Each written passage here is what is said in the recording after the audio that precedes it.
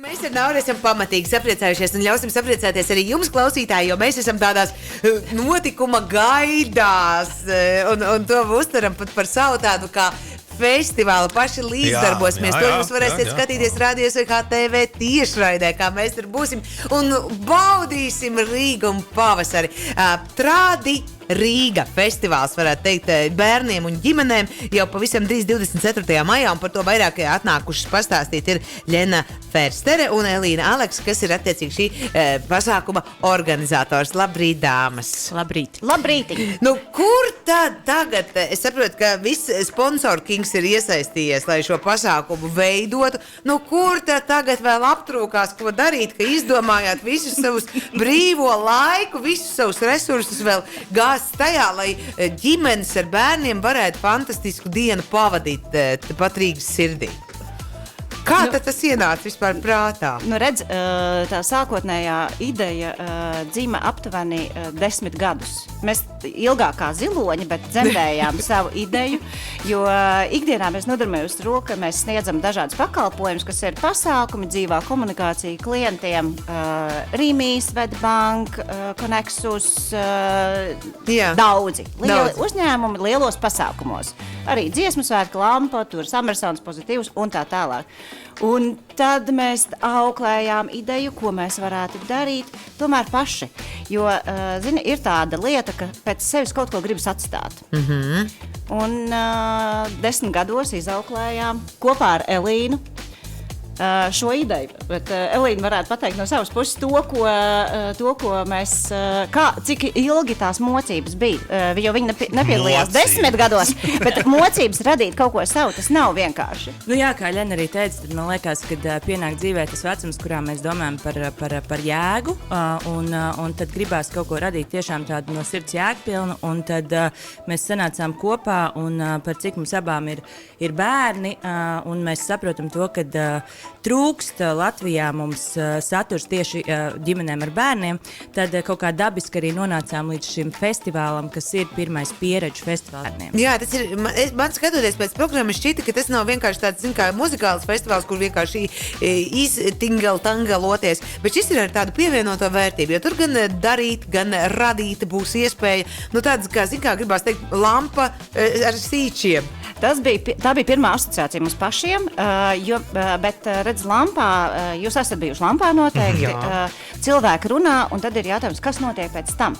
Mēs gribējām to linku, kas notiek pēc tam, un tāpēc mēs nonācām pie tā formāta, ko mēs paši saprotam, tas ir unikāls formāts, pieredžu festivāls, jo tikai darot un aktīvi iesaistoties, tu vari kaut ko izdomāt priekš sevis, ko tu gribi darīt, kas tev patīk. Tikai tādā veidā pārbaudot, izmēģinot jaunas lietas, tu var nonākt pie tā, ar ko tu varbūt gribi nodarboties nākotnē. Mums būs iespēja pielāgot profesijas. Vairāk kā 20 profesijas varēs pielāgot vienalga, vai tas būtu konditors, vai VR spēļu programmētājs, vai fotogrāfs, vai ugunsdzēsējs, policists un tā tālāk. Es gribēju prasīt, kā tas izpaudīsies pielieko profesiju, jo es arī ierunājot jūsu reklāmu, es arī vairākas reizes atkārtoju pielieko profesiju, domāju, kādā ziņā. Bet tas ir tas, mēs visi atceramies, cik grūti bija tie laiki starp 9. un 10., 9., 12. klasi izvēlēties. Ak, Dievs, ko es darīšu nākotnē? Un tas vecāku spiediens un neticība tev, ka tu vispār kaut ko dzīvē jēdzīgi izdarīsi, vai ne? Un mēs gribējām ar vieglumu, ar tādu čilu, kas arī ir jūsu raidījumam, manuprāt, raksturīgs, vai ne? Nelieksimies. Ar vieglumu paskatīties uz to, ka tu vari profesiju pielaikot.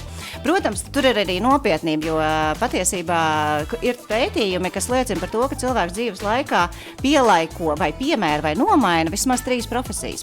Un mēs, radot šo te klāstu ar vairāk kā 20 profesijām, izdarīsim to, ka tu vari pamēģināt. Varbūt tu gribi būt programmētājs, tu varēsi reāli uz vietas iesaistīties, darīt. Varbūt tu gribi fotogrāfs, varbūt tu gribi būt pults režisors vai varbūt skaņu operators. Visas šīs profesijas varēs pielaikot. Vai cik skaisti? Es uzreiz sautīju iemeslu vadīts, jautāšu par vecumu bērnu. Pat cik? Tātad, bērni, kuriem varētu būt patiesi interesanti. Es saprotu, maziem būs noteikti ļoti interesanti apskatīt tur, kā būt konditoram, kā būt ugunsdzēsējiem. Bet, ja mēs runājam par bērniem, kam jau ir 12, 13 gadi. Mēs gaidām pilnīgi visu vecumu bērnus, jo, ja godīgi, man liekas, ka tas viss būs arī aktuāli ne tikai bērniem, bet arī tev, Nauri. Jo, man liekas, ka arī ne tikai varēs pieliekot profesiju, bet varēs arī pieliekot sportu, kur mums būs iespēja izmēģināt bērniem volejbolu, futbolu, hokeju. Būs pat paukošanās un karsēju sports. Labi, es jau... Tā kā... Karsēju sports. Es tur redzu, Nauri jau. Sapnītī. Manā karsē, jā. Karsē jalkā. Karsē jalkā. Un varēs arī tu uzreiz pie skatuves lielās arī realizēt. Tāpēc, ka arī uz izklaides programmu, teiksim tā, skatuves programma plašie no 12:30 līdz pat vēlam vakaram, kad 21:30 Fiņķis un Madonas zaļais kors kāps uz skatuves, vai ne? Tur būs Laime pilnīgi, Tutas Lapsa un Feneks, tāpat arī Elza Rozentāle un Emīlija Elpo kaut kā, plaša programma arī tādā ziņā, ka klausīties, atpūsties, izdancoties. Mēs gribējām, lai tas ir tā, ka grib nākt gan tēti, gan mammas, gan bērni, gan vecmāmiņas, krustacāki, visi ir gaidīti. Tāpēc arī programmu piemeklējām. Jā, es skatos, ir viens, kas mazāk bērniem, vairāk mamām un tētiem ir kāda skaņdarba būs, tas ticamāk, es tagad pat neatrodu, bet es dzirdēju, ka būšot, kāpēc es uzreiz iedomājos, ka man ļoti patiks, būšot piknika zona.